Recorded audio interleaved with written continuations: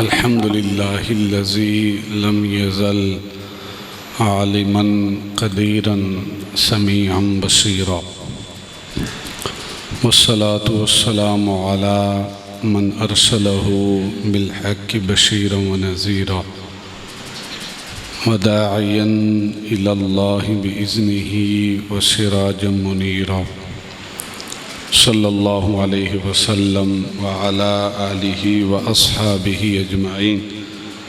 أما بعد، فأعوذ بالله من الشيطان الرجيم. بسم الله الرحمن الرحيم.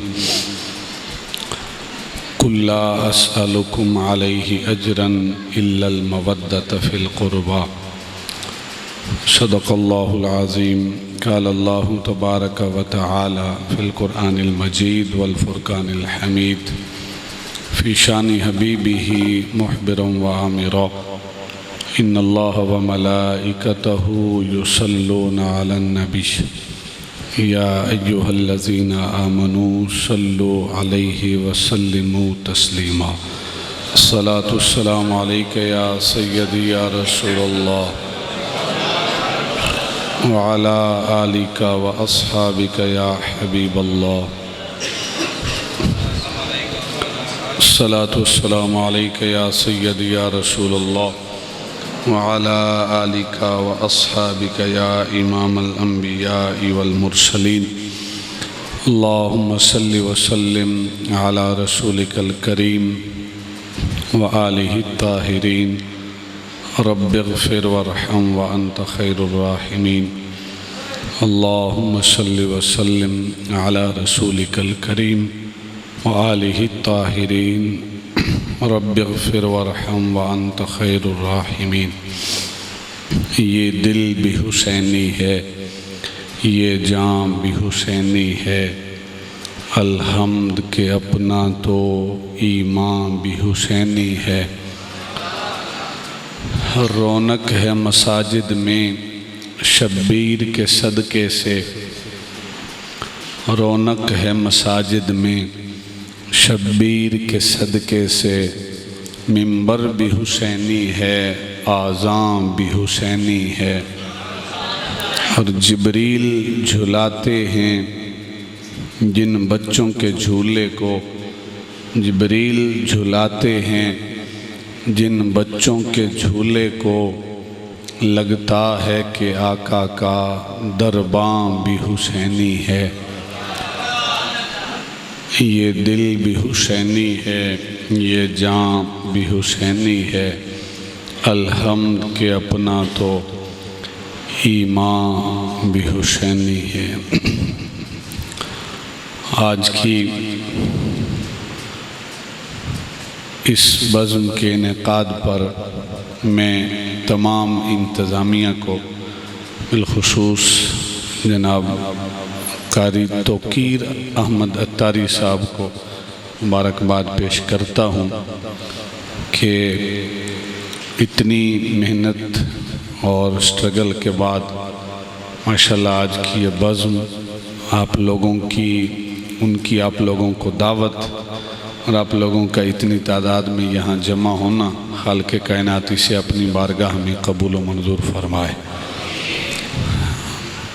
مجھ سے قبل آپ الا المودہ کے اوپر ہی خطاب سماعت کر رہے تھے.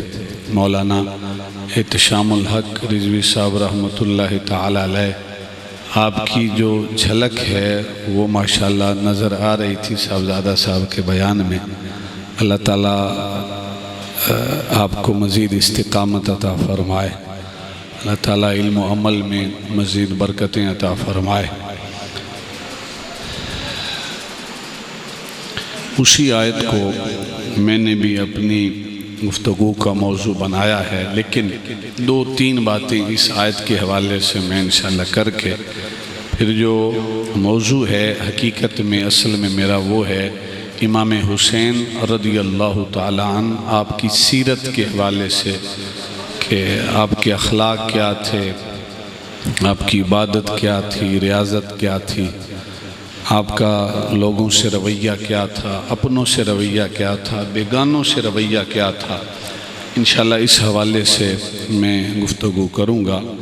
میری ایک ہی التماس ہوگی، نہیں کہوں گا کہ آپ بلند آواز سے سبحان اللہ کہیں، ہاتھ کھڑا کر کے جزاک اللہ کہیں، نعرے لگائیں، لیکن آپ کی توجہ جو ہے اس کا طلبگار رہوں گا کہ کوشش کریں کہ توجہ جو ہے وہ میری طرف رہے۔ محرم الحرام کا آغاز ہوتا ہے تو حضور نبی اکرم صلی اللہ علیہ وسلم کے نواسوں کا ذکر تقریباً ہر ممبر سے ہوتا ہے، ہر سٹیج سے ہوتا ہے، ہر مسجد سے ہوتا ہے۔ میلاد آتا ہے تو حضور کی ولادت کا ذکر خیر ہوتا ہے، لیکن اہل سنت و جماعت کی یہ انفرادیت ہے کہ حضور کی نسبت والی جس ہستی کا بھی ذکر آتا ہے تو اہل سنت و جماعت حضور نبی اکرم صلی اللہ علیہ وسلم کی کسی نسبت والی ہستی کی بے ادبی یا گستاخی کا سوچ بھی نہیں سکتے۔ جس کا جو مقام ہے اس کو اس مقام پہ رکھ کے اس کی عزت اور تکریم کی جاتی ہے۔ یعنی ہمارے ہاں حضور کی آل کا، حضور کے نواسوں کا، حضور کے گھرانے کی عظمت اس وقت نہیں بیان ہوتی کہ ہم کسی اور کی شان کو گھٹا کے ان کی شان کو بیان کریں۔ حضور کی نسبت والی جو بھی شے ہے، ہم ہر نسبت والی شے کا ادب و احترام کرتے ہیں۔ اور یاد رکھیں اس گھرانے کی تعلیمات بھی یہ ہیں کہ جس ممبر سے لوگوں کو آپس میں تقسیم کرنے کی بات آئے، آپس میں دراڑیں ڈالنے کی بات آئے، سمجھیں کہ وہ اہل بیت اور حضور کے گھرانے کی تعلیمات نہیں ہے۔ اور جس ممبر سے، جس سٹیج سے آپس میں ملانے کی بات آئے، سمجھو یہی حضور کے گھرانے کی تعلیمات ہیں صحیح معنی۔ سیدنا عمر فاروق رضی اللہ تعالیٰ عنہ آپ کا عہد خلافت ہیں، بلکہ اس سے پہلے آیت کی طرف تھوڑا آتے ہیں۔ فرمایا لا اسألکم علیہ اجرا الا المودۃ فی القربى، کہ میں دین کی تبلیغ پر، اسلام اور قرآن خدا کا پیغام پہنچانے پر کسی قسم کا کوئی اجرت کا سوال نہیں کرتا، میں سوالی نہیں ہوں، میں داتا بن کے آیا ہوں۔ الا المودۃ فی القربى، یہاں ایک سوال ہے کہ میری آل کے ساتھ جو تمہارا رشتہ ہونا چاہیے وہ مودت والا ہونا چاہیے۔ کون سا ہونا چاہیے؟ مودت والا۔ ایک ہے لفظ محبت اور ایک ہے مودت، ان دونوں میں فرق کیا ہے؟ فرق یہ ہے کہ انسان کو جس سے محبت ہونا، اس کے بغیر انسان زندہ رہ سکتا ہے۔ انسان کو وطن سے محبت ہے، لیکن ہمارے کتنے بھائی وطن کو چھوڑ کے دیار غیر میں رزق حلال کی تلاش میں جاتے ہیں۔ وطن سے محبت تھی، اس محبت کو چھوڑا، دیار غیر میں گئے تو زندہ رہے۔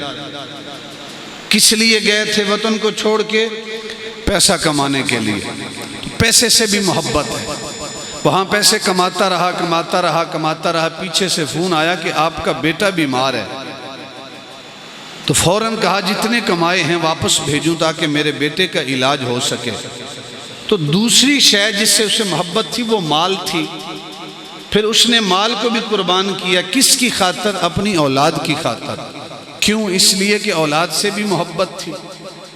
پھر احباب جی وقار آہستہ آہستہ علاج ہوتا رہا، بیٹا جو ہے روح بسیط نہ ہوا، پھر فون آتا ہے کہ بیٹا تو دنیا سے پردہ کر گیا ہے۔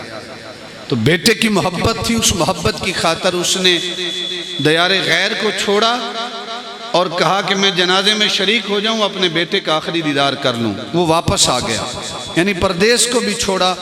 محبت تھی وطن سے، وطن کو چھوڑا مال کی خاطر۔ محبت تھی مال سے، مال کو چھوڑا بیٹے کی خاطر، اولاد کی خاطر۔ محبت تھی اولاد سے، اولاد فوت ہو گئی، اس کی خاطر اس نے مال کو چھوڑا، پردیس کو چھوڑا، واپس آ گیا۔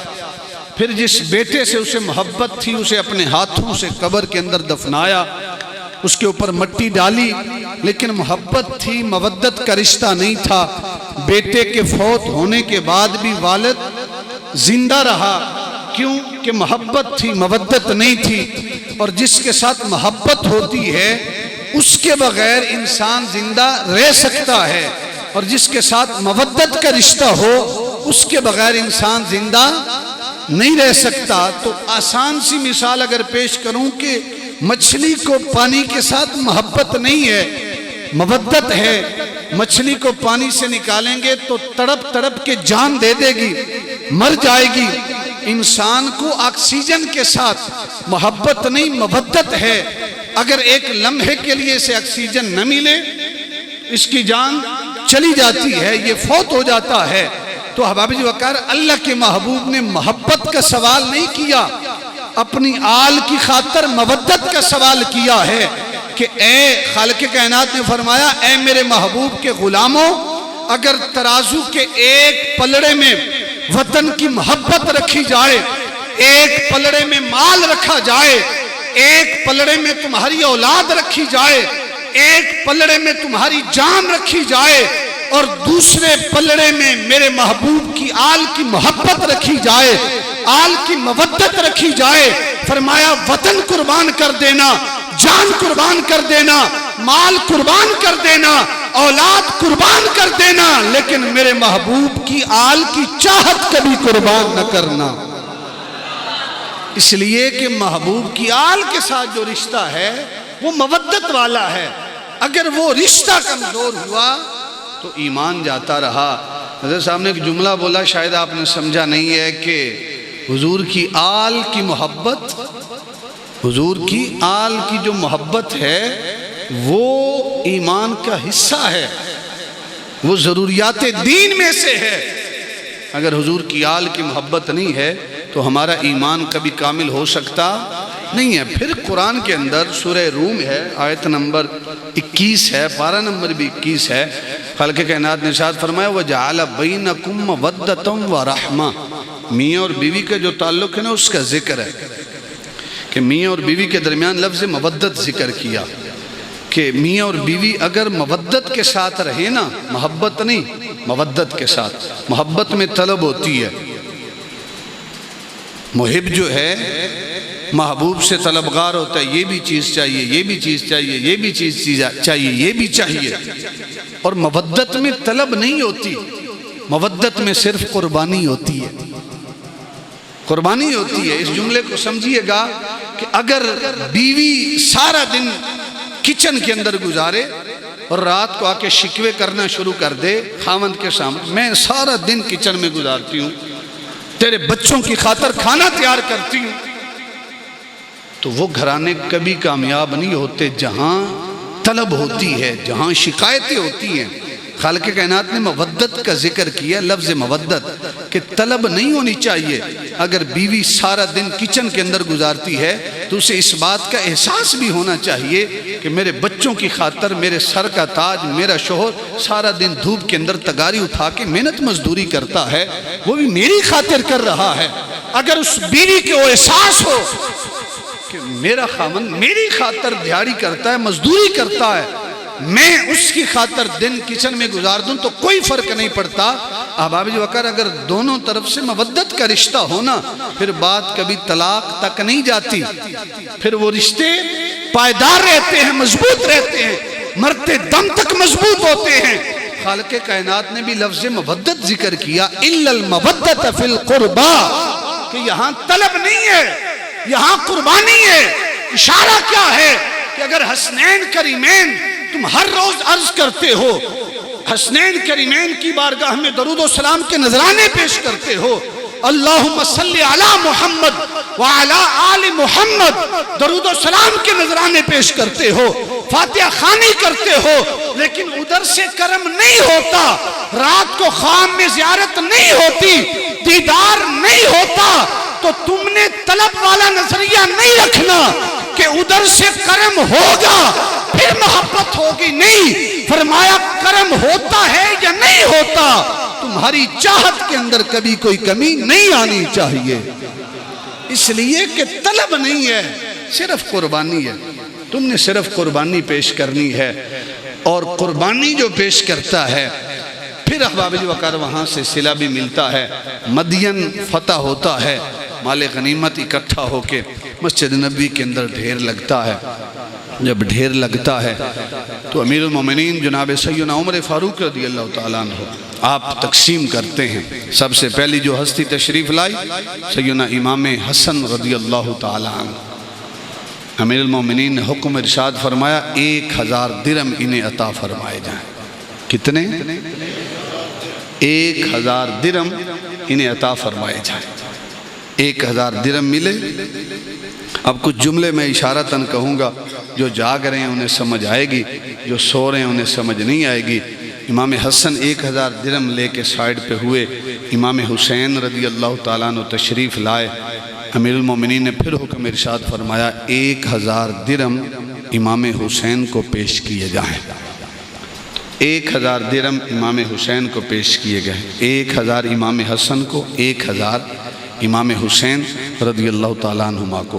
تیسرے نمبر پہ باری آئی حضرت عبداللہ بن عمر، امیر المومنین کے لخت جگر، صحابی رسول سیدنا عمر فاروق کے بیٹے عمر عبداللہ بن عمر رضی اللہ تعالیٰ عنہما، آپ کی باری آئی۔ حکم ہوتا ہے کہ عبداللہ بن عمر کو 500 درہم دیے جائیں۔ کتنے دیے جائیں؟ 500 درہم۔ عبداللہ بن عمر رضی اللہ تعالیٰ عنہ عرض کرتے ہیں، یا امیر المومنین، اے والد محترم، جب حسنین کریمین ابھی شہر مدینہ کی گلیوں میں کھیلتے تھے، اس وقت میں طاقتور تھا، اللہ کے محبوب کی ذات کے ساتھ میں غزوات میں شریک ہوتا تھا۔ سرکار کے دور سے لے کر آج تک میں غزوات میں شریک ہو رہا ہوں۔ حسنین کریمین کی عمر چھوٹی تھی، وہ شہر مدینہ کی گلیوں میں کھیلنے کی عمر تھی، کھیلا کرتے تھے، تب سے میں غزوات میں شریک ہو رہا ہوں۔ مجھے 500 درہم، انہیں 1000 درہم۔ اے باجان امیر المومنین، یہ فرق کیوں؟ یہ فرق کیوں؟ تو امیر المومنین نے ایک جملہ ارشاد فرمایا، اے لخت جگر، اے میرے بیٹے، ذرا جملہ سنیے گا، فرمایا اے میرے بیٹے، وہ جن کو 1000 دیا ہے نا، ان کے باپ جیسا تیرا باپ نہیں ہے، ان کی ماں جیسی تیری ماں نہیں ہے۔ اے میرے لخت جگر، ان کے نانے جیسا تیرا نانا نہیں ہے۔ مجھے بتائیں تو صحیح، یہ محبت ہے یا عداوت ہے؟ ان کی نانی جیسی تیری نانی نہیں ہے، ان کے ماموں جیسا تیرا ماموں، ان کی خالہ جیسی تیری خالہ، ان کے چچا جیسا تیرا چچا، ان کی پھپھی جیسی تیری پھپھی نہیں ہے۔ فرمایا پہلے ایسے رشتے لا، پھر 500 کی بجائے تجھے بھی 1000 درہم عطا کروں گا۔ پھر سرکار نے فرمایا ان کا باپ حیدر کرار ہے، تیرے باپ کا نام عمر ہے، ان کی ماں سیدہ کائنات ہے، خاتون جنت ہے، تیری ماں کا نام تو خاتون جنت نہیں ہے۔ ان کے نانا محمد الرسول اللہ ہیں، ان کی نانی سیدہ خدیجہ الکبریٰ ہے، ان کے ماموں قاسم بن رسول اللہ اللہ کے رسول کے لخت جگر ہیں، ان کی خالہ زینب بنت رسول اللہ اللہ کے رسول کی بیٹی ہے، ان کا چچا جعفر بن ابی طالب ہے، ان کی پھپھی ہانی بنت ابی طالب ہے۔ اے عبداللہ، پہلے ویسے رشتے تو لے کے آ، پھر تجھے بھی 1000 دینے کا حکم ارشاد۔ اگر ویسے رشتے تیرے پاس نہیں ہیں تو پھر 500 کے اوپر ہی اکتفا کر۔ کیا یہ محبت ہے یا عداوت ہے؟ یمن سے حلے آتے ہیں، امیر المومنین صحابہ میں تقسیم کر دیتے ہیں، سارے صحابہ حاضر ہوتے ہیں امیر المومنین کی بارگاہ میں، سلام عرض کرتے ہیں، ساتھ اپنے حلے پیش کرتے ہیں۔ ہم زیب تن کر کے آئے ہیں، ذرا ان حلوں کو دیکھیں، یہ خوبصورت لباس آپ نے ہمیں عطا کیا ہے، ذرا اس لباس کو دیکھیں کتنا خوبصورت لگ رہا ہے۔ آپ دیکھتے جا رہے ہیں، دیکھتے جا رہے ہیں، دیکھتے جا رہے ہیں، اچانک حسنین کریمین تشریف لاتے ہیں، دونوں شہزادے تشریف لاتے ہیں، لیکن دونوں شہزادوں کو حلہ نہیں ملا، وہ خوبصورت لباس نہیں ملا۔ تو جب امیر المومنین کی نظر دونوں شہزادوں پہ پڑی نا، تو آپ نے لوگوں کو مخاطب کیا اور کہا اللہ کی عزت کی قسم، تمہیں حلے تو تقسیم کیے ہیں، لیکن ایک لمحہ کی جو مسرت ہوتی ہے وہ مجھے محسوس نہیں ہوئی تمہیں یہ حلے تقسیم کر کے۔ امیر المومنین وہ کیوں؟ فرمایا جب حضور کے نواسوں کو میں نے بغیر ہلوں کو دیکھا ہے میری ساری خوشی زائل ہو گئی، میری خوشی جاتی رہی ہے، اور فرمایا اس وقت تک میری خوشی بحال نہیں ہوگی جب تک کہ حضور کے دونوں نواسے بھی اس سے بہتر ہلے نہ پہن کے میرے سامنے تشریف لائیں۔ فوراً جو حاکم یمن تھا، جو عامل تھا، اس کو خط لکھا کہ پہلے جو ہلے بھیجے ہیں ان سے 2 اور قیمتی، خوبصورت اور خوشبو دار اور اچھے رنگ والے 2 ہلے فوراً جو ہے وہ بھیجو۔ جب وہ 2 ہلے آئے، حسنین کریمین نے ان 2 ہلوں کو زیب تن کیا، امیر المومنین کی بارگاہ میں حاضر ہوئے۔ آپ نے دیکھا تو فرمایا اب مجھے حقیقی خوشی حاصل ہوئی ہے۔ یہ محبت ہے یا عداوت ہے؟ تو جس سٹیج سے نعوذ باللہ امیر المومنین عمر فاروق رضی اللہ تعالیٰ عنہ کو اہل بیت کا دشمن بنا کے پیش کیا جاتا ہے، تو کیا وہ منبر کا حق ادا کر رہے ہیں یا آپس میں لوگوں کو تقسیم کر رہے ہیں؟ کنز العمال کی حدیث مبارکہ، مجمع الزوائد کی، ہمارا ایمان کا حصہ حضور کی آل کی محبت ہے، اور یہی محبت قیامت کے دن کام آئے گی۔ اللہ کے محبوب دونوں شہزادے گم ہو جاتے ہیں، سرکار تلاش کرنے کے لیے نکلتے ہیں۔ دونوں شہزادوں کو تلاش کیا، عصر سے پہلے کا وقت ہے، ایک شہزادے کو دائیں کندھے پہ بٹھایا، ایک کو بائیں پہ بٹھایا، دونوں کو سرکار لے کے تشریف لے کے آ رہے ہیں۔ سب سے پہلے سید کائنات کو ملوایا، پھر مسجد نبی میں تشریف لائے، رستے میں صدیق اکبر ہیں، یا رسول اللہ ایک شہزادہ مجھے عطا فرما دے، تو سرکار نے فرمایا نہیں، ان دونوں شہزادوں کی سواری میں خود ہی بننا چاہتا ہوں۔ مسجد نبی میں تشریف لائے، اللہ کے محبوب نے فرمایا کیا نماز کا وقت ہو گیا ہے بلال؟ یا رسول اللہ نماز عصر کا وقت ہو گیا ہے۔ فرمایا آزان دو نا۔ سیدنا بلال نے آزان دی، سارے صحابہ حضور کی اقتداء میں نماز پڑھتے ہیں۔ جب نماز پڑھ چکے سلام پھیرا، اللہ کے محبوب نے ارشاد فرمایا آج جانا نہیں ہے، آج حسنین کریمین کی شان میں تمہیں ایک خطبہ ارشاد فرمانا چاہتا۔ کنز العمال مجمع الزوائد طبرانی شریف کی روایت، 3 حدیث کی کتابوں میں۔ تو سارے صحابہ ہمتاً گوش ہو گئے۔ ذرا چشم تصور سے دیکھیں، یہ بھی مسجد ہے، اللہ کا گھر ہے، آپ بیٹھے ہیں، آپ سامعین ہیں، میں بندہ ناچیز بیان کرنے والا ہوں، ہمارا موضوع حسنین کریمین، شان حسنین کریمین ہے۔ ذرا چشم تصور سے اس مجلس کا تصور تو کریں کہ جس مجلس میں سامعین حضور کے صحابہ ہیں، اور مسجد کوئی عام مسجد نہیں، مسجد نبوی ہے، اور خطیب کوئی عام خطیب نہیں، امام الانبیاء ہیں، اور موضوع شان حسنین کریمین ہے۔ رب کی رحمتیں کس قدر برس رہی ہوں گی۔ احباب وقار، اللہ کے محبوب نے ارشاد فرمایا ایھا الناس الا اخبرکم بخیر الناس جدا و جدتا، اے لوگوں کیا تمہیں بتاؤں نہیں جو ازروے نانا اور نانی کے سب سے اعلیٰ اور افضل ہے، جس کے نانے کے جیسا کسی کا نانا کوئی نہیں اور نانی کے جیسے کسی کی نانی کوئی نہیں۔ صحابہ عرض کرتے ہیں حضور ارشاد فرمائے، تو سرکار نے فرمایا الحسن والحسین، وہ میرے حسنین کریمین ہیں، اس لیے کہ جدہما رسول اللہ صلی اللہ علیہ وسلم و جدتہما خدیجہ بنت خویلد، کہ ان کا نانا اللہ کا رسول ہے اور ان کی نانی خدیجہ بنت خویلد ہے۔ روئے زمین پر نہ ان کے نانے جیسا کسی کا نانا ہے اور نہ ان کی نانی جیسی کسی کی نانی ہے۔ پھر ارشاد فرمایا اے لوگوں کیا تمہیں بتاؤں نہیں جو ازروے ماں اور باپ کے سب سے اعلیٰ اور افضل ہیں؟ حضور کیوں نہیں ارشاد فرمائیں؟ تو سرکار نے پھر ارشاد فرمایا وہ بھی میرے حسنین کریمین ہیں، کہ ان کا والد جو ہے ازروے باپ اور ماں کے جو سب سے اعلیٰ اور افضل ہیں، فرمایا وہ بھی حسنین کریمین ہیں، کہ ان کا باپ حیدر کرار ہے اور ان کی ماں سیدہ کائنات سیدہ خاتون جنت ہے۔ ان کے باپ جیسا روئے زمین پہ کسی کا باپ کوئی نہیں، ان کی ماں جیسی کسی کی ماں کوئی نہیں۔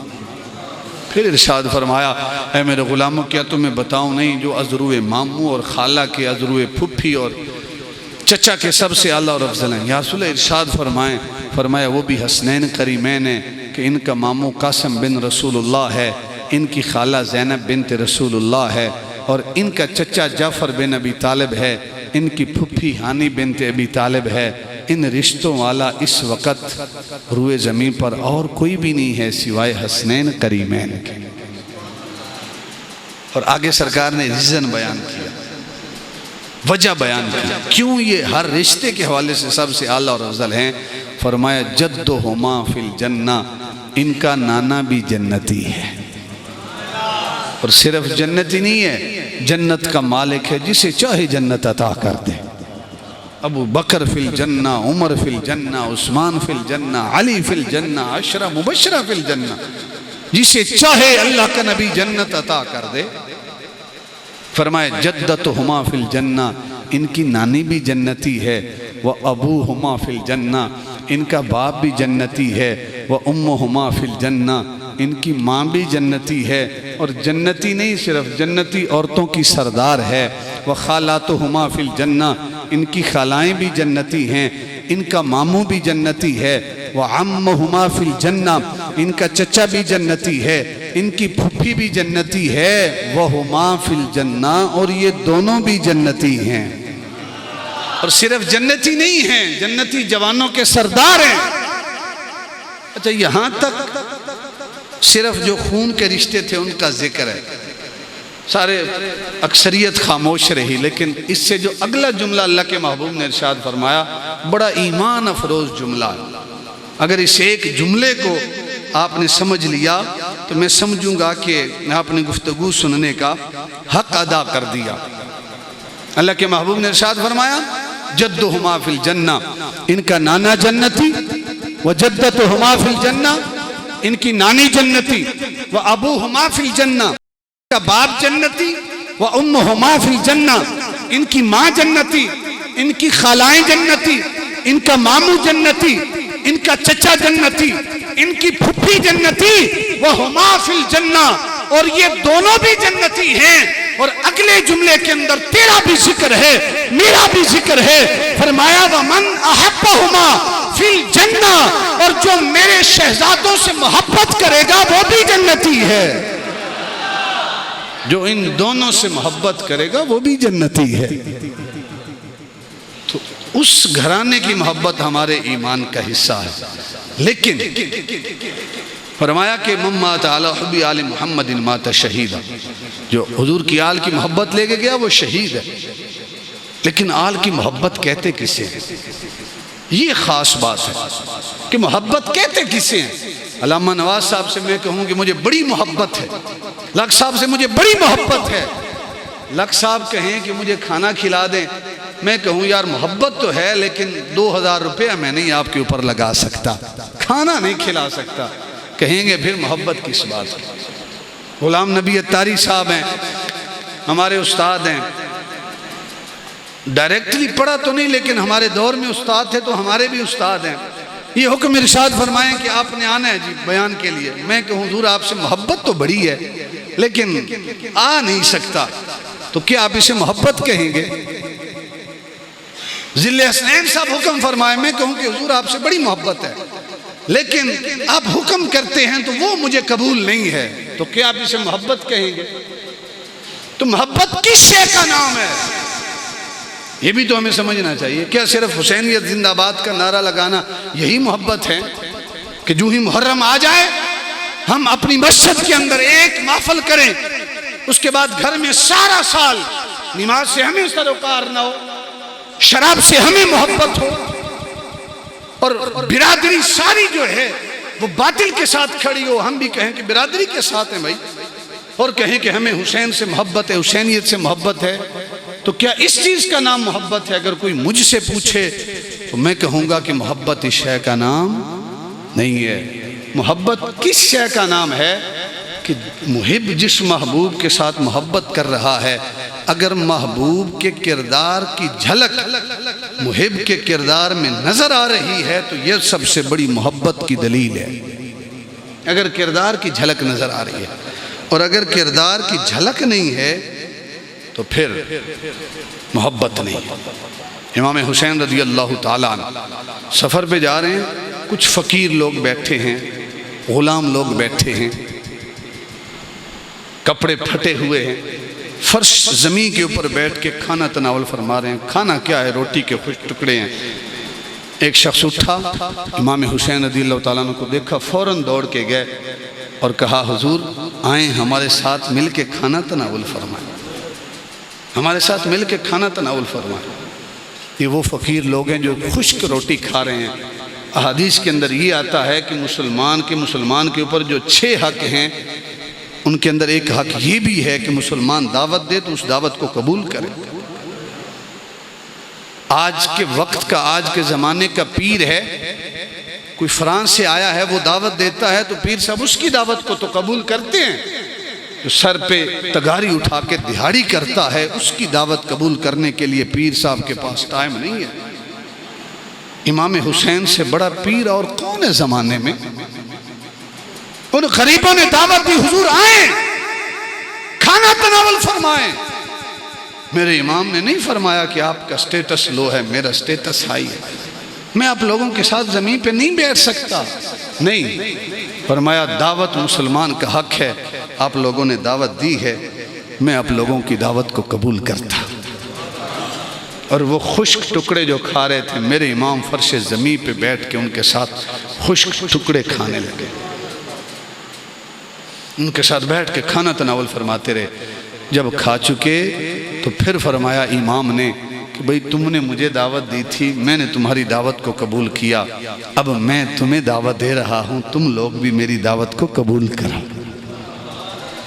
ہمارا ولیمہ ہوتا ہے، ہم کہتے ہیں کہ ولیمے میں MNA صاحب ہونے چاہیے، ولیمے کے اندر جو فلاں گجر صاحب ہیں، فلاں عہدیدار صاحب ہیں، وہ ہونے چاہیے۔ ہمارا ساتھ جو ہمسایہ غریب یتیم ہے، اس کو پوچھنے والا ہی کوئی نہیں ہوتا، ہم کسے دعوت دیتے ہیں؟ میرے امام نے ان کی دعوت کو قبول بھی کی اور پھر ان کو دعوت بھی دی کہ آپ بھی آئیں میرے پاس بیٹھ کے ہمارے گھر میں بھی کھانا تناول فرمائیں۔ تو انہوں نے تو خشک روٹی دی تھی، لیکن امام حسین رضی اللہ تعالیٰ نے گھر کے اندر طرح طرح کے ان کے لیے کھانے تیار کروائے اور ان کی دعوت کی۔ ان کے پاس جو تھا کہا آپ نے وہ پیش کیا، میرے پاس جو ہے میری طرف سے بھی اسے قبول فرما لے۔ میرے امام بیٹھے ہیں، کھانا تناول فرما رہے ہیں۔ شیخ عبدالحق محدث دہلوی رحمۃ اللہ تعالیٰ نے کنیز کا ذکر کیا ہے، لیکن بعض مورخین نے جو ہے وہ خادم کا ذکر کیا ہے کہ غلام تھا، کہ وہ ہاتھ میں مٹی کا پیالہ ہے، اس کے اندر پانی لے کے کھڑی ہے، اچانک اس کے ہاتھ سے وہ مٹی کا پیالہ گرتا ہے اور نیچے زمین پہ لگتا ہے، ٹوٹ جاتا ہے، پانی جو ہے امام حسین کے کپڑوں کے اوپر لگتا ہے۔ تو امام حسین نے ایسی جلال بھری نگاہ اٹھا کے دیکھا نا، تو لونڈی بھی آج کے دور کی تو نہیں تھی نا، کنیز بھی اس دور کی تھی۔ اس نے قرآن کی آیت پڑھی، فرمایا والقاظمین الغیظ، اللہ کے نیک بندے، متقی بندے وہ ہوتے ہیں جب انہیں غصہ آتا ہے تو اپنے غصے کو پی جاتے ہیں۔ میرے امام نے فوراً کہا، فوراً قرآن کی آیت پہ عمل کیا، فرمایا قزمت غیظی، فرمایا جا میں اپنے غصے کو پی گیا ہوں۔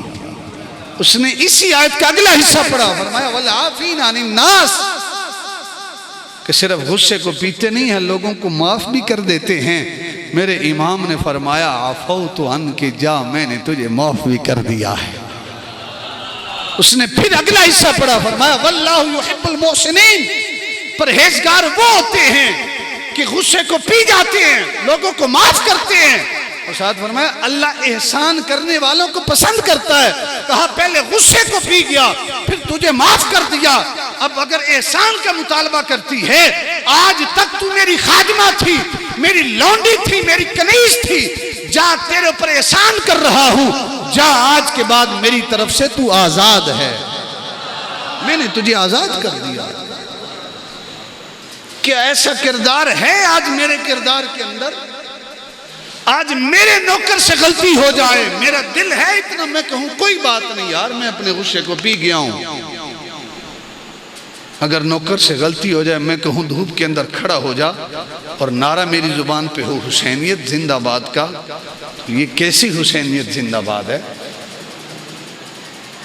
حضرت انس بن مالک سے روایت ہے، ایک امام حسین رضی اللہ تعالیٰ عنہ کی کنیز تھی، بڑی خوبصورت، اور یاد رکھیں گے نوکر اور شے ہے، خادمہ اور لونڈی اور شے ہے، غلام اور شے ہے، آقا ان کے جسموں کا مالک ہوتا تھا۔ کنیز نے آپ کو گلدستہ پیش کیا پھولوں کا، ہر رنگ کا پھول اس کے اندر سجا ہوا تھا، آپ نے خوشبو کو سونگا، آپ محظوظ ہوئے، آپ نے فرمایا جا اللہ کی رضا کی خاطر میں نے تجھے آزاد کر دیا ہے۔ اس نے گلدستہ پیش کیا پھولوں کا، آپ نے آزاد کر دیا۔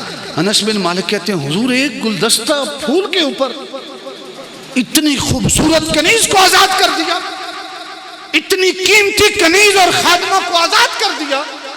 فرمایا اے انس بن مالک تم نے قرآن کو نہیں پڑھا؟ کہ حضور قرآن کو تو پڑھا ہے لیکن وہاں کہیں نہیں لکھا ہے کہ خوبصورت کنیز گلدستہ پھول کا پیش کرے تو اسے آزاد کر دیا جائے۔ کہا یہ تو نہیں لکھا لیکن یہ تو لکھا ہے وَإِذَا حُيِّيتُمْ بِتَحِيَّةٍ فَحَيُّوا مِنْهَا بِأَحْسَنَ مِنْهَا رُدُّوهَا او مِثْلَهَا، کہ جب کوئی تمہیں تحفہ پیش کرے تو اگر اس کی مثل اس سے بہتر تحفہ پیش کرو، اگر بہتر تحفہ نہیں پیش کر سکتے تو اس کی مثل تو پیش کرو۔ کہا اس کنیز کے پاس صرف یہ گلدستہ پھولوں کا ہی تھا، میرے پاس اس وقت گلدستہ پھولوں کا تو نہیں ہے، میں اسے یہی تحفہ دے رہا ہوں کہ اللہ کی رضا کی خاطر میں نے اس کو آزاد کر دیا ہے۔ کیا یہ کردار میرے کردار کے اندر نظر آتا ہے؟ اگر امام حسین رضی اللہ تعالیٰ عنہ کا یہ کردار میرے کردار میں ہے تو پھر ہم حسینی ہیں، اور اگر یہ کردار نہیں ہے صرف زبانی نعرے ہیں حسینیت زندہ باد کے تو پھر نعروں کے اوپر غور کرنا چاہیے کہ ہماری زبان پہ تو حسینیت زندہ باد ہے لیکن کردار یزیدیت زندہ باد کا نعرہ لگا رہی ہے۔ میرے امام نماز پڑھ رہے ہیں، دروازے پہ دستک ہوتی ہے، میں فقیر ہوں، سائل ہوں، کچھ مجھے کھانا دے دیا جائے، کچھ میری ضرورت کو پورا کیا جائے۔ احباب جی وقار امام حسین رضی اللہ تعالیٰ نے اپنی نماز کو جلدی مختصر کیا، سلام پھیرا، باہر نکلے، اس فقیر کی حالت دیکھی، کپڑے پھٹے ہوئے، چہرے سے بھوک اور افلاس کے جو واضح نشان ہیں وہ نظر آ رہے ہیں۔ اپنے غلام سے پوچھا گھر میں کیا پڑا ہے؟ حضور صرف 200 درہم ہیں اور وہ بھی آپ کے بیوی بچوں کے لیے رکھے ہوئے، آپ نے سنبھال کے رکھے تھے، باقی تو سب صدقہ و خیرات کر دیا ہے۔ کہا میری آل اور عیال سے بڑھ کر کوئی محتاج مجھے نظر آ گیا ہے، جاؤ وہ 200 درہم لے کے آ جاؤ۔ وہ غلام 200 درہم لے کے آیا، اس غریب، اس محتاج، اس فقیر، اس سائل کے ہاتھ پہ رکھے اور ساتھ معذرت کی۔ کہا اس وقت آل رسول کے گھر میں صرف یہی ہے، اسے قبول کر لو، اگر اس سے زیادہ ہوتا تو امام حسین وہ بھی پیش کر دیتا، وہ بھی پیش کر دیتا۔ واصف علی واصف رحمت اللہ تعالیٰ علیہ فرماتے ہیں سائل کو جھڑکی نہ دو، وہ کچھ لینے کے لیے نہیں آتا، کچھ دینے کے لیے آتا ہے۔ کیا دینے کے لیے آتا ہے؟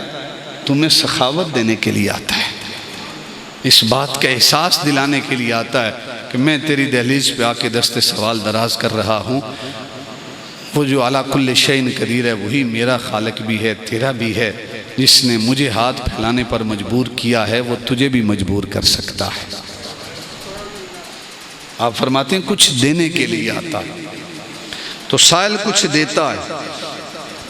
امام حسین رضی اللہ تعالیٰ عنہ سفر پہ ہیں، غلام بھی ساتھ ہیں، ایک بدو آیا، اس نے پوچھا کہ آپ ابو طالب کے پوتے ہیں؟ کہا جی میں ابو طالب کا پوتا ہوں۔ کہا علی المرتضیٰ کے بیٹے ہیں؟ کہا علی المرتضیٰ کا لخت جگر ہوں۔ اس نے مولا کائنات حضرت علی شیر خدا کو نعوذ باللہ گالیاں دینا شروع کر دی، گالیاں دینا شروع کر دی۔ خادم تھے وہ دوڑے کہ اس کو زد و قوب کریں، اسے سزا دیں، اس کی جرت کیسے ہوئی کہ یہ امام حسین کے والد گرامی کو، مولا کائنات کو، امام الاولیاء کو گالی بک رہا ہے۔ وہ آگے بڑھے، میرے امام نے فرمایا رک جاؤ، اس کا اور میرا معاملہ ہے، میں خود معاملہ نپٹا لوں گا۔ کہا کہ اس کو کچھ جو ہے مس انڈرسٹینڈنگ ہوئی ہوگی، کچھ اس کی خواہشات ہوں گی، کچھ اس کی ہم سے ریکوائرمنٹس ہوں گی جو پوری نہیں ہوئی ہوں گی، کچھ معاملہ تو ہوگا۔ آپ نے کہا کہ کیا معاملہ ہے؟ وہ خاموش ہو گیا۔ نواب کا اس نے رویہ دیکھا نا کہ میں نے گالی دی ہے اور امام کے پاس طاقت ہے، بدلہ لے سکتے ہیں، میرا منہ توڑوا سکتے ہیں، دانت توڑوا سکتے ہیں، زبان کھچوا سکتے ہیں، لیکن بدلہ لیا نہیں ہے، نرمی سے پیش آئے ہیں۔ تو وہ امام حسین رضی اللہ تعالیٰ عنہ کے قدموں میں گر گیا اور قدموں کے بوسے لینے لگا۔ ساتھیوں نے کہا پہلے گالیاں دے رہا تھا، اب جو ہے وہ بوسے لینے لگا ہے. کہا میں یہی دیکھنا چاہتا تھا, حضور کی آل کا کردار دیکھنا چاہتا تھا. لوگوں اللہ کی عزت کی قسم ہے, جنہیں گالیاں دی جائیں اور بدلے میں وہ گالیاں نہ دیں, بدلے میں معافی کا اعلان کریں, دعائیں دیں, ایسا کردار خاندان رسالت کے علاوہ کسی کا ہو ہی کوئی نہیں سکتا. امام حسین رضی اللہ تعالیٰ عنہ کا فرمان ہے کہ بدلہ لینے کی طاقت کے باوجود جو معاف کر دے, بدلہ لینے کی طاقت کے باوجود جو معاف کر دے, یہ سب سے بڑی معافی ہے, یہ سب سے بڑا پسندیدہ عمل ہے. یعنی جو بیچارہ بدلہ لے ہی نہیں سکتا اس کی معافی کیا ہوگی؟ جو بدلہ لے سکتا ہے, طاقت ہے اس کے پاس, لیکن پھر بھی کہتا ہے کوئی بات نہیں میں نے معاف کر دیا ہے.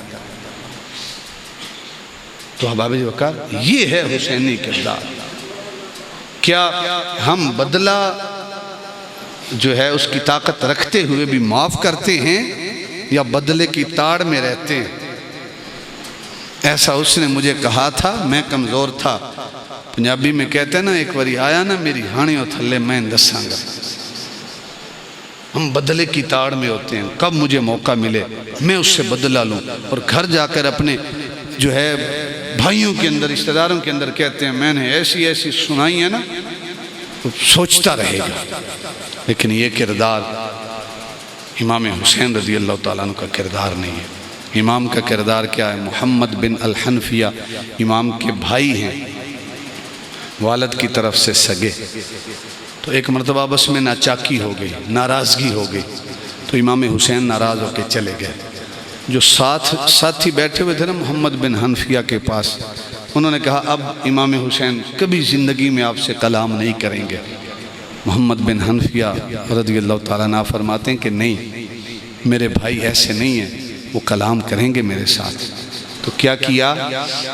ایک خط لکھا فوراً, اور خط میں کیا لکھا؟ کہا کہ میرے باپ بھی علی المرتضیٰ ہیں, آپ کے والد محترم بھی حیدر کرار ہیں, آپ کی ماں خاتون جنت ہیں, میری ماں خاتون جنت نہیں ہے.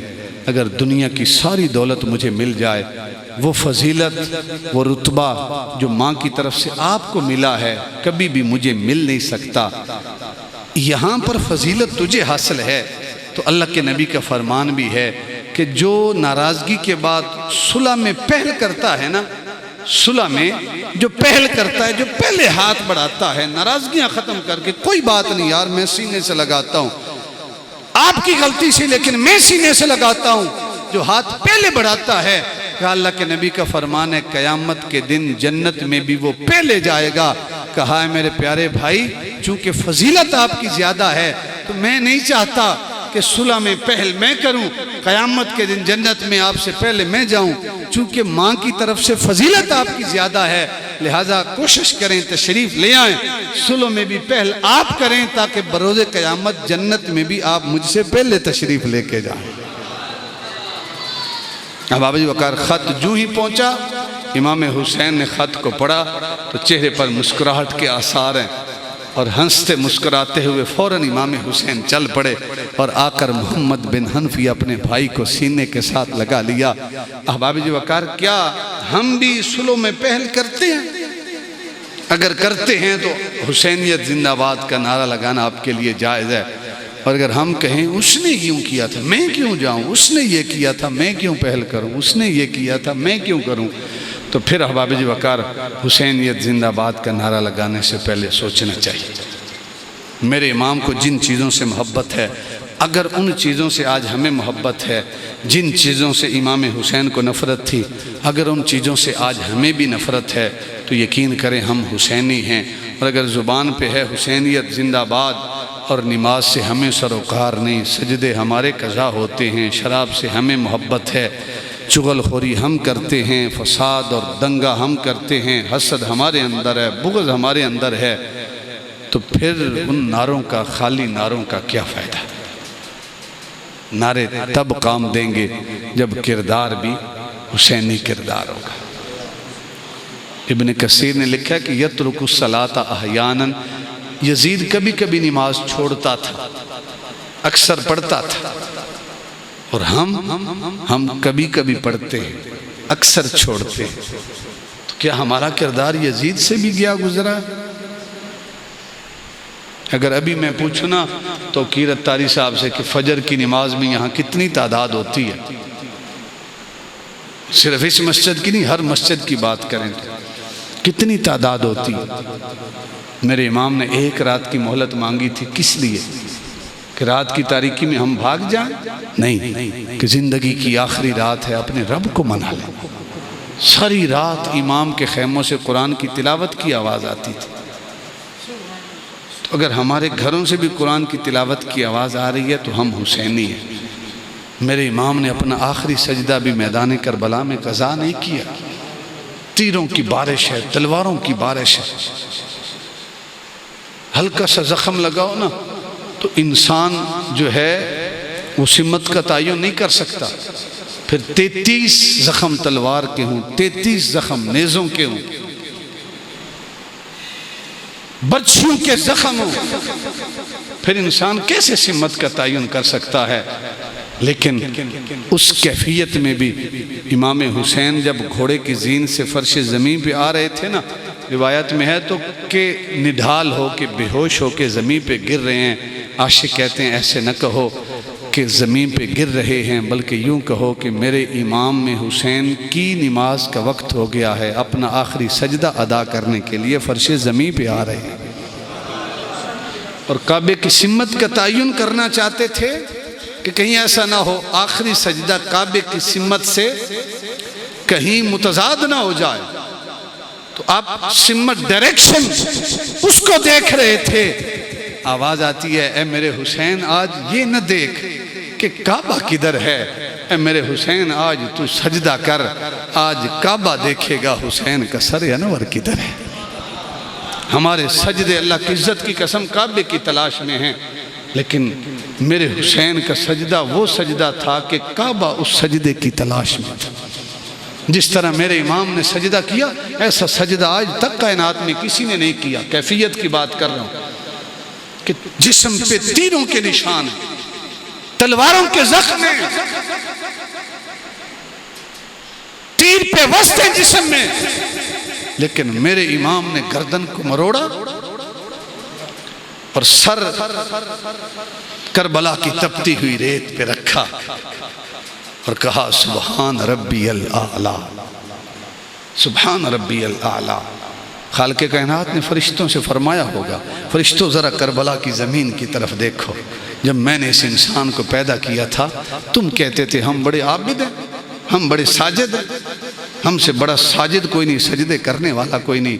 اے جبرائیل، اے میکائیل، اے اسرافیل، اے عزرائیل، ذرا کربلا کی طرف دیکھو تو صحیح، جیسا سجدہ میرا حسین کر رہا ہے ایسا سجدہ ہے تمہارے پاس؟ اگر ایسا سجدہ ہے تو لاؤ۔ کربلا کی تپتی ہوئی ریت پہ سر رکھا اور کہا سبحان ربی الاعلیٰ، سبحان ربی الاعلیٰ، سبحان ربی الاعلیٰ۔ یہ 71 قربان کروا کے پھر کہا سبحان ربی الاعلیٰ، تو پاک ہے، تو اعلیٰ ہے۔ اور ساتھ یہ نہیں کہا کہ میں لٹ گیا، میرا کچھ نہیں رہا، میرا خاندان اجڑ گیا، روایت کے اندر ایک لفظ نہیں ملتا۔ یہ بھی کہا جاتا ہے کہ میرے امام نے علی اصغر کو ہاتھوں پہ اٹھایا اور کہا مجھے پانی نہیں دیتے تو اس کو دے دو، لیکن میں کہتا ہوں کہ اللہ کی عزت کی قسم میرے امام نے یزیدیوں سے پانی مانگنا تو دور کی بات ہے، اگر میرا امام صرف فرات کی طرف اشارہ کر دیتا نا تو فرات اپنا رخ موڑ کے کربلا کے خیموں کی طرف کر دیتا۔ میرے امام کو بے صبرہ بنا کر میں پیش کرو۔ میرے امام کی زبان پہ کیا ہے؟ فرمایا ردن بقضائک صبرن علی بلائک تسلیما لامرک یا غیاث المستغیثین۔ باری تعالیٰ میں نے سب کچھ لٹا دیا، ردن بقضائک تیرے فیصلے پہ راضی ہوں، صبرن علی بلائک تیری مصیبتوں پہ آزمائشوں پہ صبر کرتا ہوں، تسلیما لامرک تیرے حکم کو تسلیم کرتا ہوں، لیکن یا الہ العالمین میں تو سب کچھ لٹا کے راضی ہوں، تو بتا کیا تو بھی حسین سے راضی ہے یا نہیں؟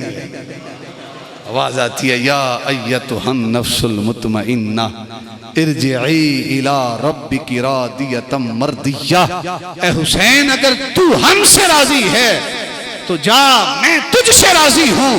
پھر میرا بھی اعلان سن لے کہ میں ازل سے زندہ ہوں، جا آج کے بعد میں نے تیرا نام بھی زندہ کر دیا ہے۔